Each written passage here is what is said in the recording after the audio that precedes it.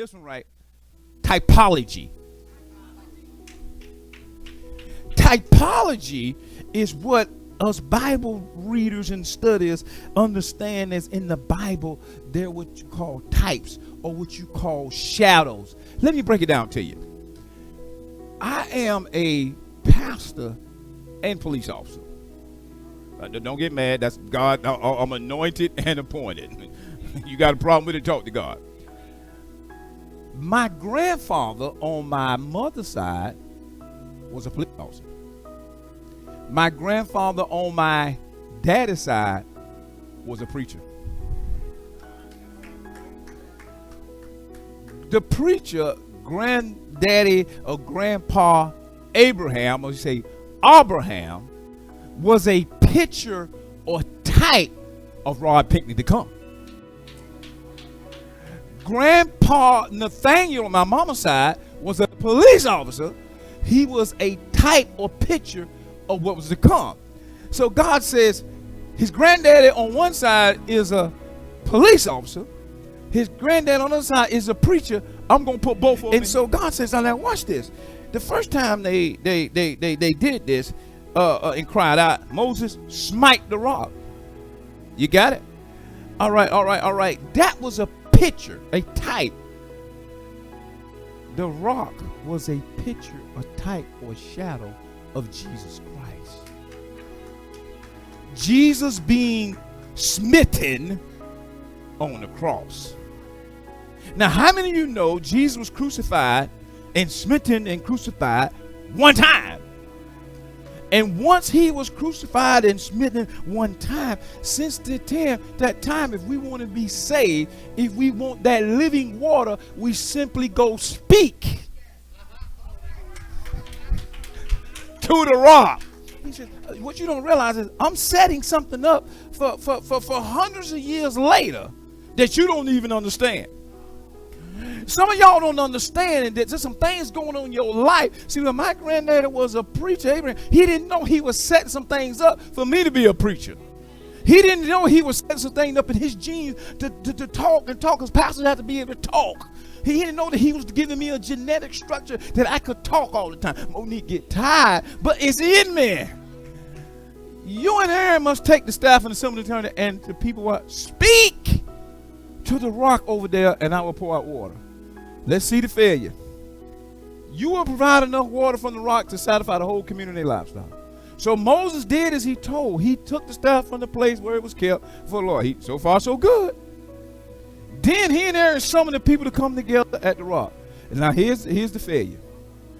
Listen. Y'all need to get it, man. Listen, you rebels. He tired of them. Didn't I tell you the man was mourning? He tired. They just constantly complain all the time. He knew, I believe Moses knew because he was anointed. He knew it didn't take this long to get to the promised land. But every time they would complain, God said, take another lap. Must we bring you water from this rock? You feel Moses now? Then Moses raised his hand and what did he do? He struck. What did God tell him to do? But didn't I tell you the human heart hasn't changed? Didn't I tell you the same struggles they have, we have too? He struck the rock, not only once. Oh, I just caught that one. hey, I prepared my sermon, but ooh, he hit it twice. Hey, it sounds like Moses might have an anger issue.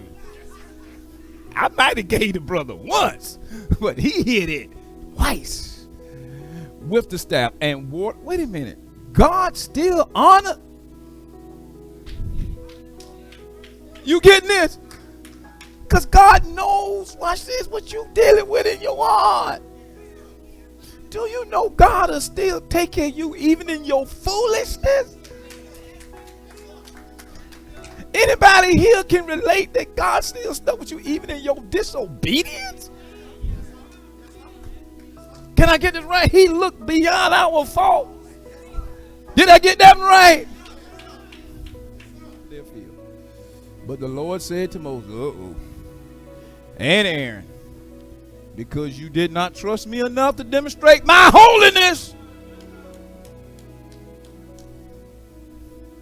to the people of Israel, you will not lead them into the land I'm giving them. Y'all quiet now. That's why I tell you, you got to understand that there will be failures in our life. We are not perfect.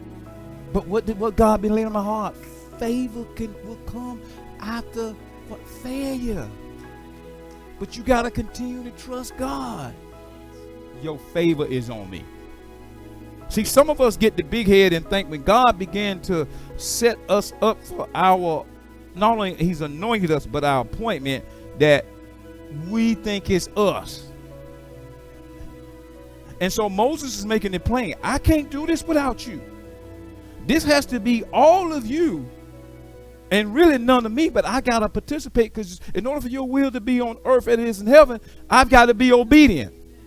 But in my obedience, I got to know that your favor is on my life. So if it is true that you look favorably on me, let me know your ways so I may understand you more fully and continue to enjoy your favor. And remember that this nation is your. I like what Moses, these your people, man. Yeah, they're yours. The Lord replied, I will personally go with you, Moses, and I will give you rest, and everything will be fine for you. Now, you know what? Let's talk about something for a minute. God said he's going to give him rest. That man had trouble. See, to God, rest is not absent of tension. Oh, Lord. Rest is knowing that in your tension, in your storm, in your trouble, you still got favor. That's how he's able to give favor. Are y'all with me? So Moses had favor, even though he had murdered, and even though he hit that rock, he still had favor, because God looked beyond his fault. He looked beyond what was written on him. That ought to do what you say now, God, because sometimes I'll be honest with you, I say, God, I don't know why you love me so much. He said, because I saw everything written on your hard head behind. The final success of Moses. Y'all want to see the final success? Woohoo! This is good, man. This is good. This is good. This is good. This is good. This is good. This is good. So we know Moses killed the Egyptian, right?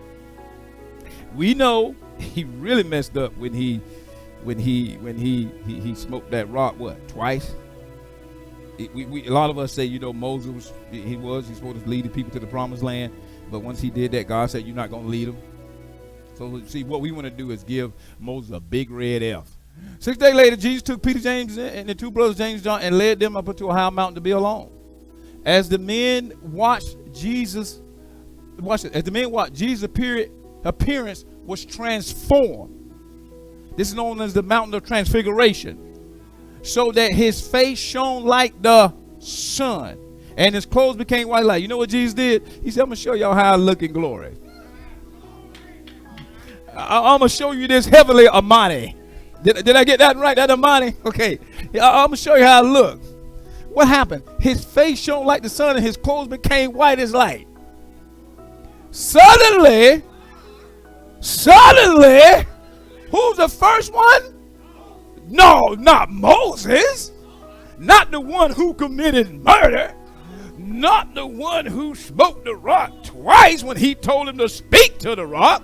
Not the one who we say failed because he didn't get the people into the promised land.